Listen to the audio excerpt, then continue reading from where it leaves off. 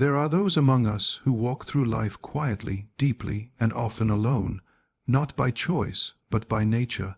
They do not fit easily into categories, do not find refuge in trends, and are rarely understood by the world around them. These individuals often carry a heavy burden,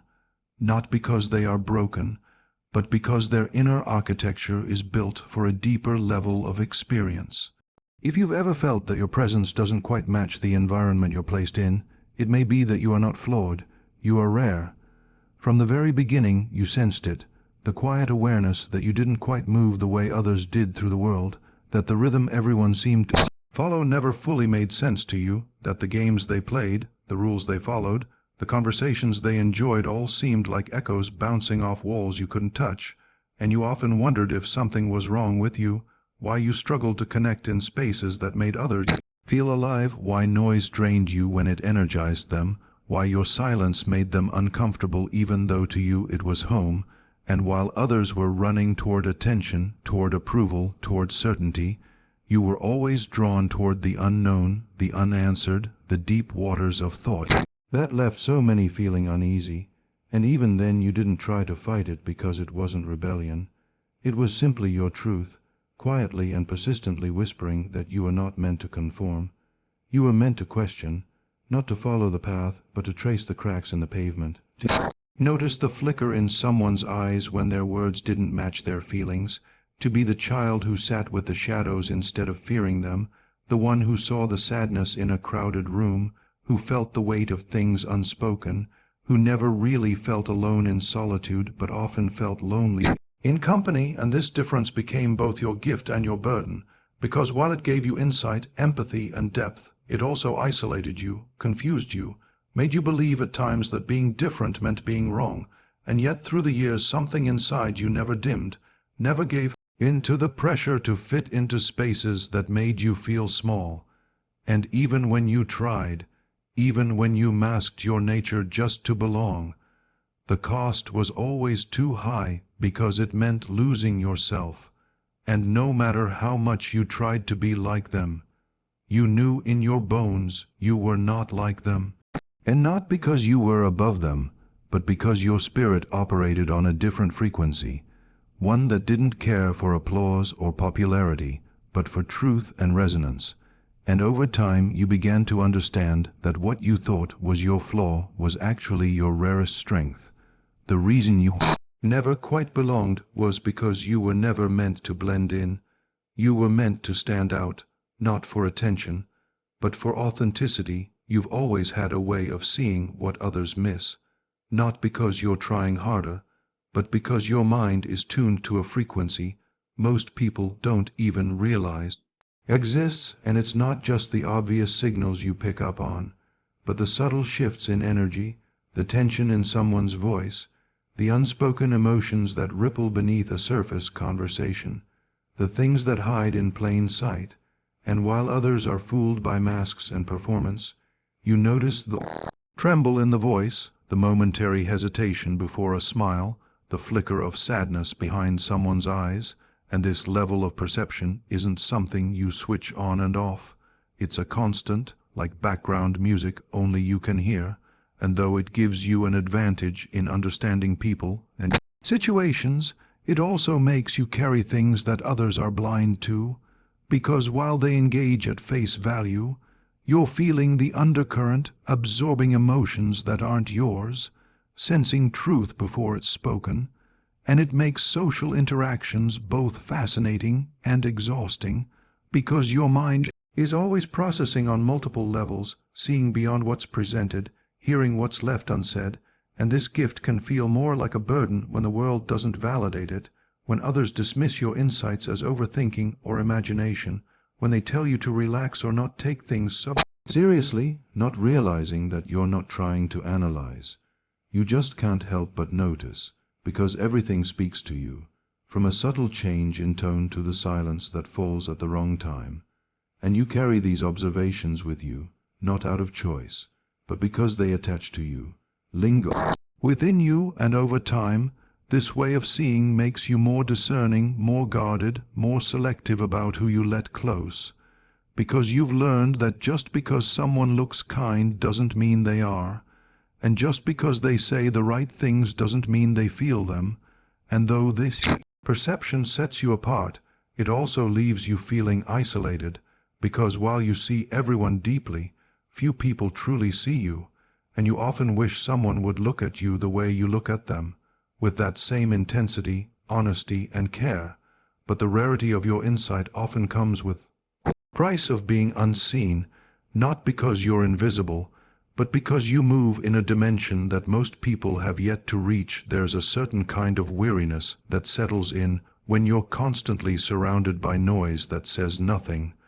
when the words being exchanged feel more like performances than connection, and while others thrive on the ease of casual conversations, you find yourself shrinking in their presence, not because you lack the ability to engage, but because your soul craves something deeper, something real, something raw and surface-level talk. Though socially accepted, feels like trying to breathe through a straw, and it's not arrogance or superiority that makes you turn away from it. It's the simple truth that your spirit is wired for depth, for meaning, for the profound currents that exist beneath the shallow waves of small talk, because you want to know what moves people, what keeps them up at night, what dreams they've buried, and what truths they've never told anyone. And when conversations stay stuck in pleasantries and gossip and recycled opinions,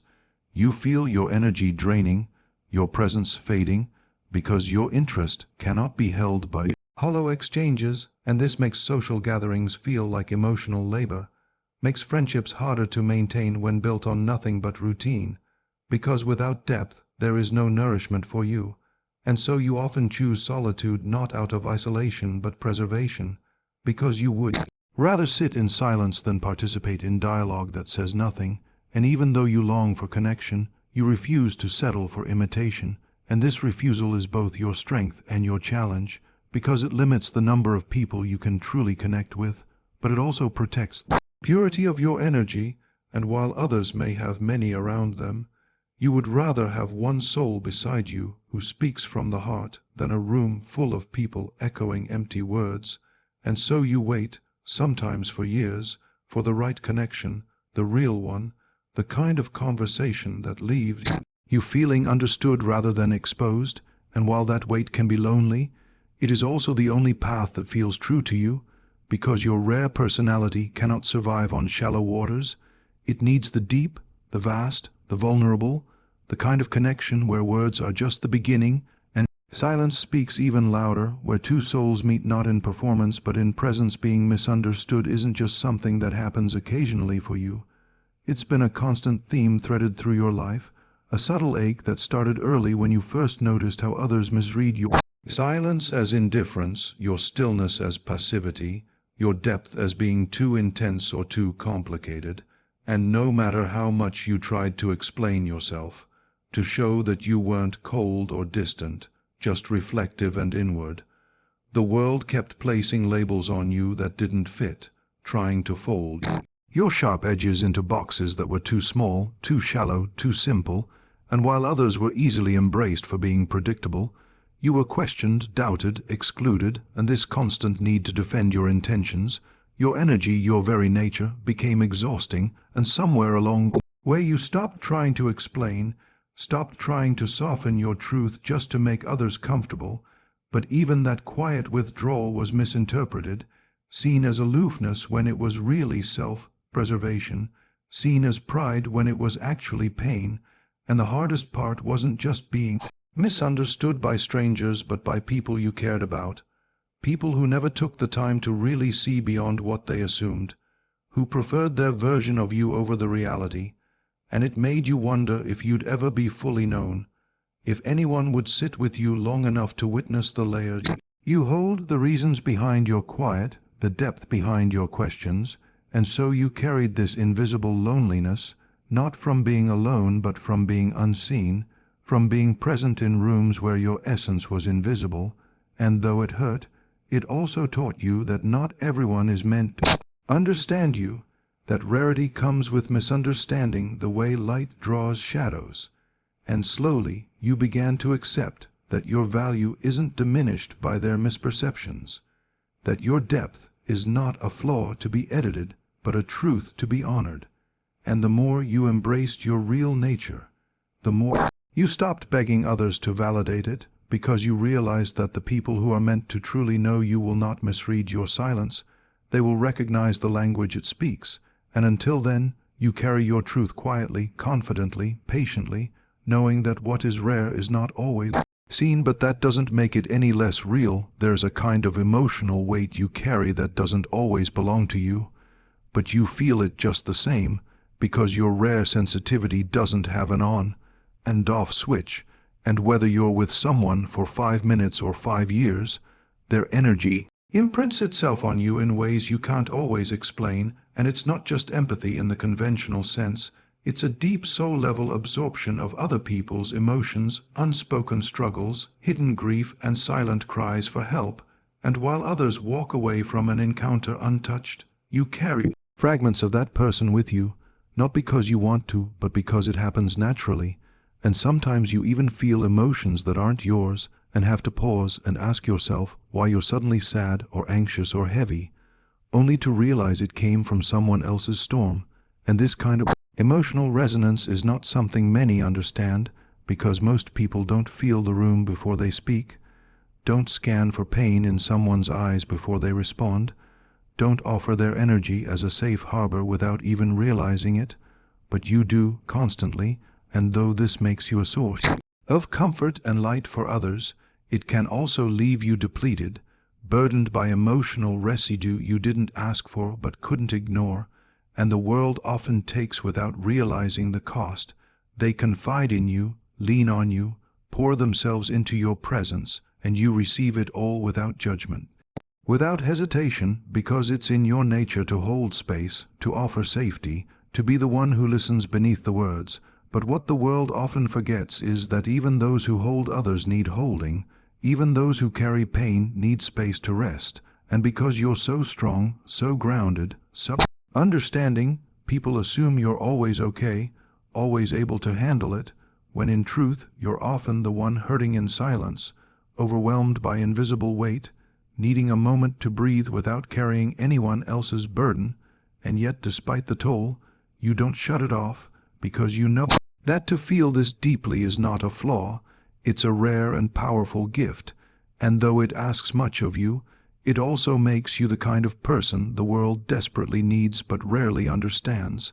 Someone who doesn't just walk beside others in their pain, but truly feels it with them quietly, completely, unconditionally. You've never been drawn to the loud applause or the spotlight that so many chase,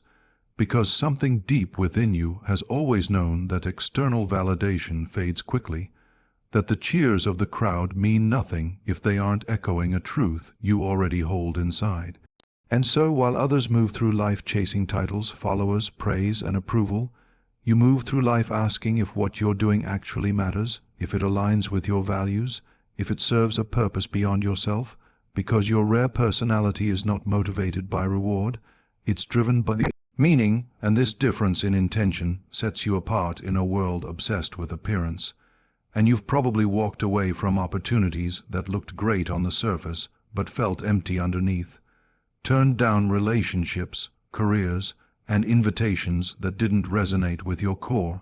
because you've learned to listen to your inner compass more than the noise outside, and that inner compass is finely tuned to authenticity, integrity, and purpose.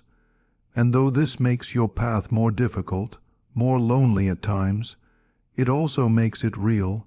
and you'd rather fail doing something meaningful than succeed at something that betrays your soul, because for you, it's never just about the outcome, it's about the process, the intention behind every step, the energy behind every action, and even when no one is watching, you still give your all, because your fulfillment doesn't come from recognition, it comes from alignment. And while others are climbing ladders they don't even believe in, you're building your own foundation slowly, intentionally, patiently, and that patience is rare in a world of instant gratification, but it's also your quiet power, because it means you're not easily swayed, not easily bought, not easily broken, and when people see you walking a different path, they may not understand it, they may call it strange or impractical, But what they don't see is the strength it takes to say no to what's easy and yes to what's true, to resist the pull of performance and choose presence instead, to create a life that reflects your inner truth instead of just impressing others. And even if your efforts go unnoticed by the world, you know they're seen by something greater, by the part of you that refuses to live a life of hollow achievement, by the voice inside that whispers yes when your path aligns with your purpose. You don't just see the world clearly. You see yourself with a level of honesty that most people avoid their entire lives. And while self-awareness is often praised, few truly understand the intensity of living with it every single day, because for you, reflection isn't a tool, it's a constant state of being, and you're not just aware of your actions, you're deeply in tune with your thoughts, your motives, your contradictions, your patterns, and this level of inner observation can be a double-edged sword, because while it helps you grow, evolve, and transform, it also means you feel everything with heightened sensitivity. Every mistake echoes louder, every misstep lingers longer, and you analyze not just what you did,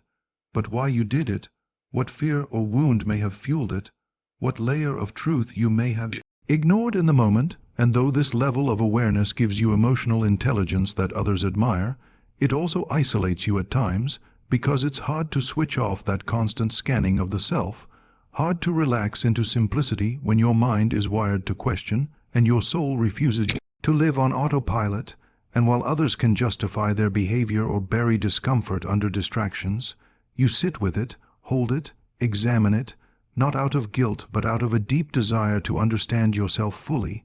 And this inner work, though invisible to most, shapes everything you do, every relationship you build, every boundary you set. And people may wonder why you need space, why you're so introspective, but they don't see the storm of thought behind your calm demeanor, the emotional processing that takes place in silence, the way you carry conversations long after they've ended, just to understand them more deeply. And though this can make life feel heavy, it also means you're never stagnant, never stuck in illusion, never living a life that isn't yours.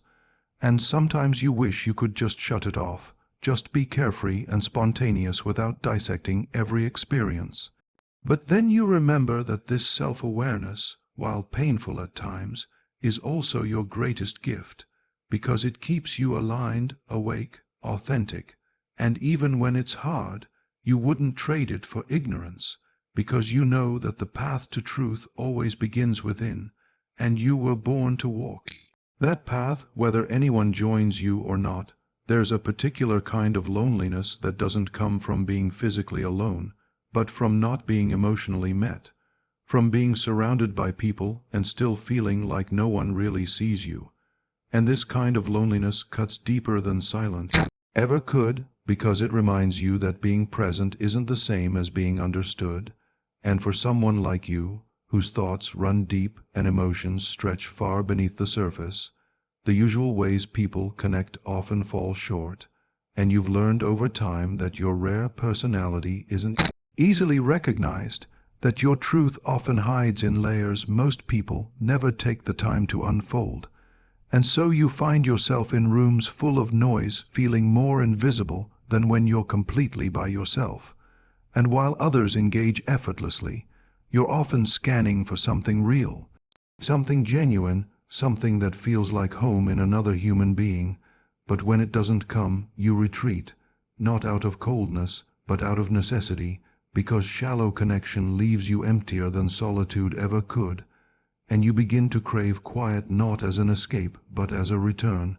to yourself, where your thoughts don't have to be filtered and your energy doesn't have to be explained. And even though you long for someone to truly see you, to reach past the surface and into the space where your essence lives,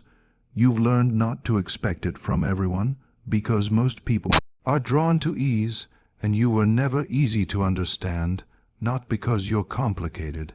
but because you're layered, thoughtful, multidimensional. And while others look for someone who can entertain them, you look for someone who can meet you in the stillness, someone who doesn't flinch at depth, someone who doesn't fill silence with noise, but lets it stretch long enough to become sacred. And though you may go years without that kind of connection, you know that it's worth waiting for, because anything less feels like betrayal to your soul. And in the meantime, you learn to be your own mirror, your own sanctuary, your own witness, because if the world cannot see you yet, it doesn't mean you're invisible, it means you are rare, and rare things are not always easily found, but that doesn't make them any less valuable. It only means they must never be dimmed to make others comfortable. If you've faced even a few of these signs, you may not be lost. You may simply be rare, and rare things are never easy to place in a world that thrives on predictability. But rarity is not a weakness. It is a torch. It lights the path for others who are still trapped in darkness. Do not let the world dilute your difference. Do not contort yourself to fit into spaces that weren't built for you. You are not here to blend in. You are here to awaken, to illuminate, to become. So stand tall in your depth, honor your insight, and wear your solitude like a crown. The world may never fully understand you, but the right ones will recognize you. And in that moment, you'll realize you were never truly alone.